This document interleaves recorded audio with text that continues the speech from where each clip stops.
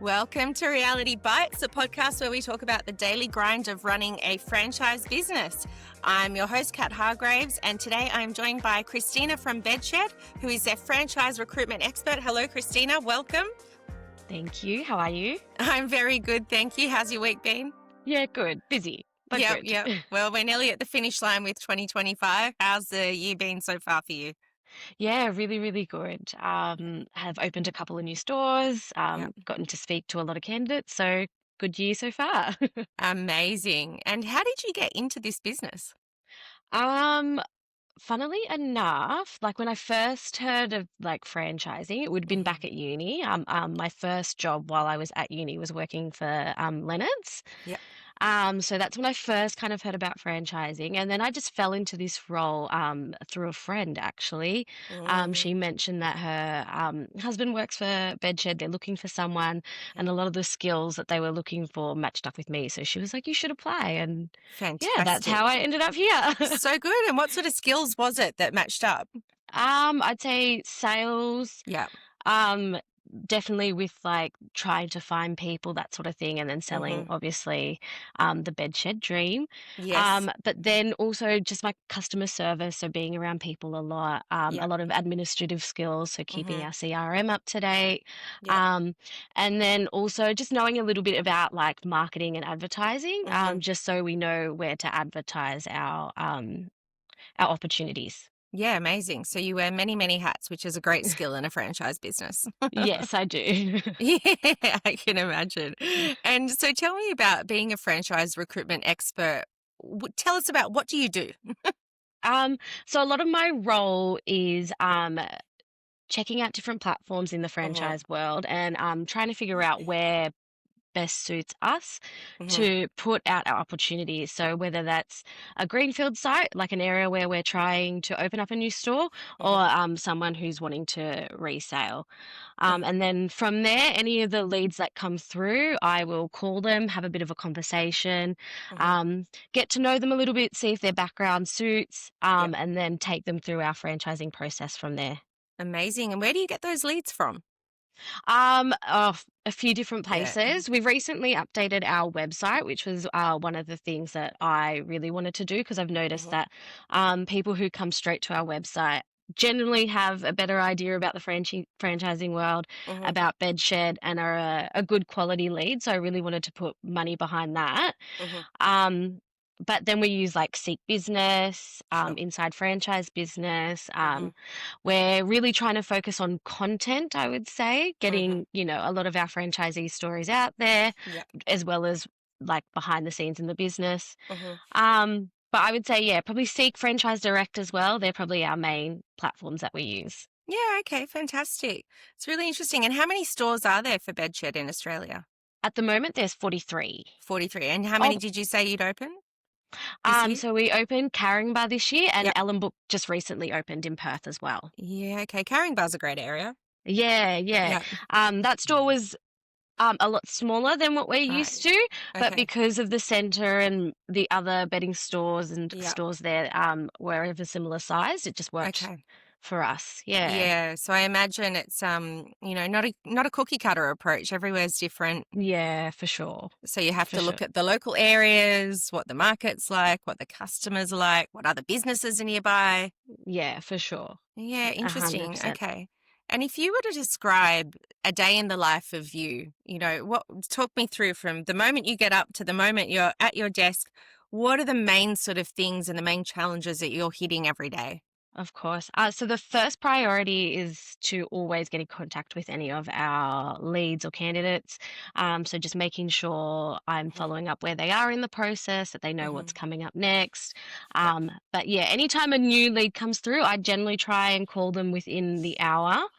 Mhm. And then from there, it's a lot of follow up if I don't get through to them. So we Yep. try and call them at least 3 times. I'll send Mhm. an email, make sure they're not overseas. Yep.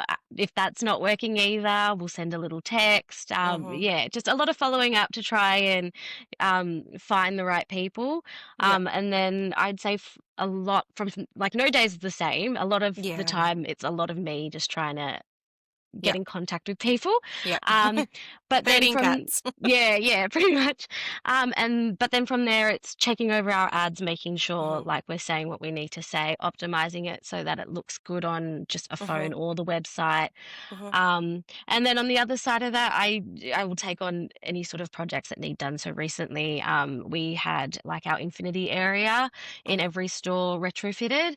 Mhm. So that was a lot of me dealing with all the franchisees across the network and lining up our joinery people to go in there, Wow. fix this area. Yeah, Right. yeah. And what's It the was infinity area? Tell me about that. yeah. Oh, it's just like the area that you go into a bedshed store where you can Yep. design your own bed. So you can pick different fabrics to suit your house. Mhm. You can have different sides, like whether you want on the side of your bed head a light or a charging port, all Mhm. those different things to just to individualize it and design it to make it suit your house. Sounds spectacular. How creative. Yeah, very, very.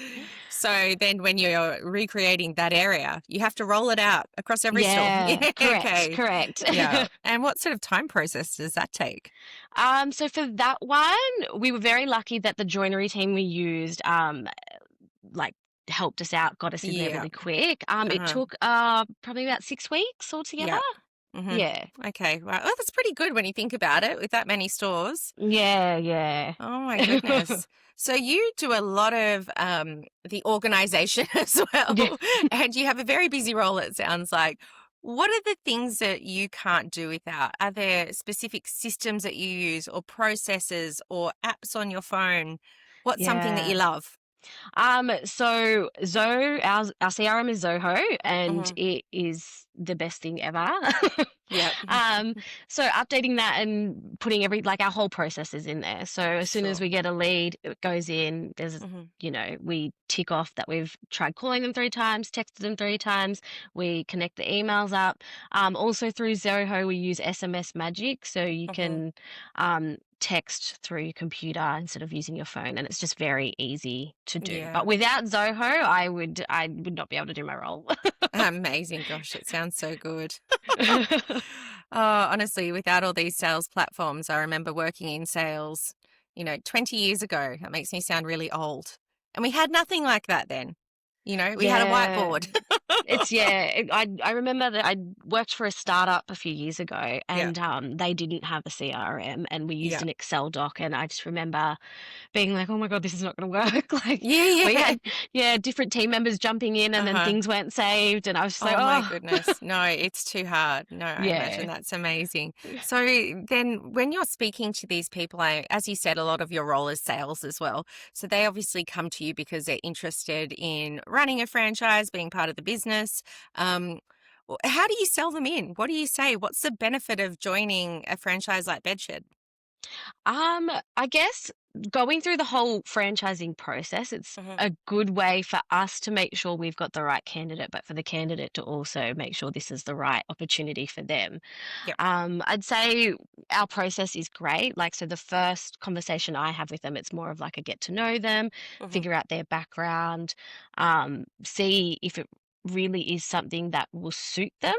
Yep. And then from there, we do like a business presentation where my manager will, go through Bedshed as a Hmm. company, our franchising process, but then we'll go through some P&Ls with them just to really give them a really good idea.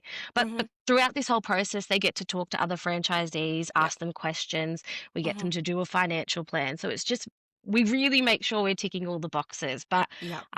with Bedshed, like prior to this year, we hadn't had a resale in over 20 years. So Yeah. Okay. you know that like the people who are coming in are here and staying for a while. They're the right people and they're happy with the Yeah. model. Yeah, correct. Amazing. And what do you think makes your model so good? I mean, compared to other franchises, what's the best part about Bedshed? Oh gosh.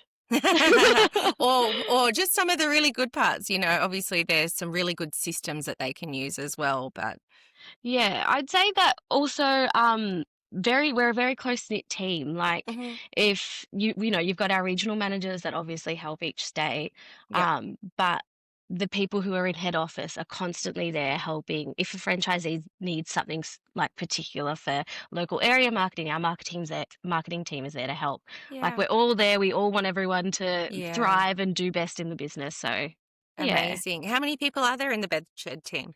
Oh gosh. I don't even know. I think it's less than 50. Yep. This week coming will be my Yeah. first time going to the head office in person. So So you're I'll about to finally, find out. yeah, I'm about to find out. Watch your space.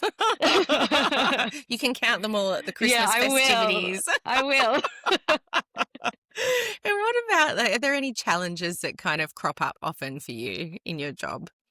I think the biggest challenge is like trying to get a hold of people Yep. in that first inquiry stage, especially just because of this age. Everyone thinks if you're calling off a number that they don't know, you're scamming them. So it's very hard to cut through Yes. and get them to answer.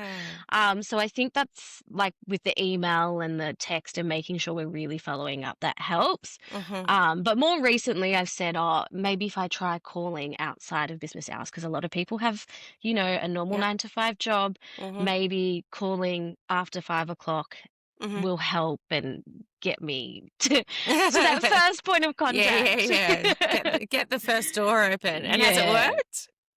It has a little bit, yes. Yeah, So yeah. we'll keep trying.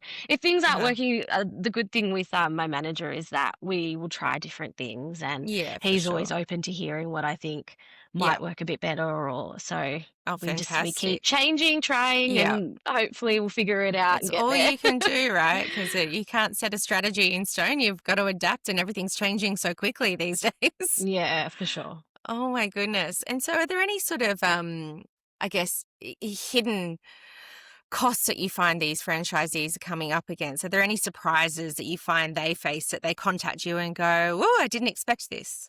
No, we're pretty Yeah. upfront from the Okay. beginning of what Yeah. the initial investment will be, and then we Mhm. and we do say to them, like, this is approximate, right? We won't know until we get the site, especially if Yeah. it's a new site. Like, we Mhm. could walk in and the site could be perfect and we don't have much to do beforehand, but we could Mhm. also come in and the floors are a mess and there's things we've got to do to get that floor up to standard so that we can, Sure. Yeah. So we're very open and honest about the fact that it's an approximate. We won't know until we have the site and Mhm. know exactly how big it is. Mhm. But from there, once we do, we tend to Yeah. overestimate, and then that way anything that comes under is great. Yeah, yeah, that makes sense. That makes sense. Yeah. And so when you're troubleshooting things, do the calls tend to come straight to you? It'll go between Greg and I, Yeah, and sure. yeah. And what's Greg's official title? He's a business development manager. So this is Greg Prussia. Yeah. Yes, yeah. Okay. Yeah, we've spoken to him before. And so how do you and Greg work together? So even though we're both not in WA, he's in Mhm. Sydney and I'm on the Central Coast. So we Yeah. try to meet up once a week in Sydney, Mhm. to have a weekly meeting to go over everything. Yeah. But in saying that, we use Trello, we've got Mhm. Teams, we call constantly, Mhm. Yep, yep. always talking. So yeah, Always yeah. talking. And what's the overlap with sort of the roles that you both play? So I would say I mainly focus on where to advertise our Yep. opportunities and calling Mhm. and making that first point of contact and making Mhm. sure they're good. Yep. Once I pass them on to Greg, he'll Mhm. do the business presentation, and then from Sure. there we'll work together to get them through the process. So Okay. sometimes he'll call me and be like, "Oh, I need you to send, step 3 or step Mhm. 4," and vice versa. Yeah, gotcha. Okay. So you work closely hand in hand. Sounds like a good Yeah. partnership. It is. It definitely is. He definitely focuses more on like the construction side of things once Sure. that's up and going. Okay. But Yep. yeah, Yeah, definitely fantastic. work very closely together. Yeah, got you. Okay.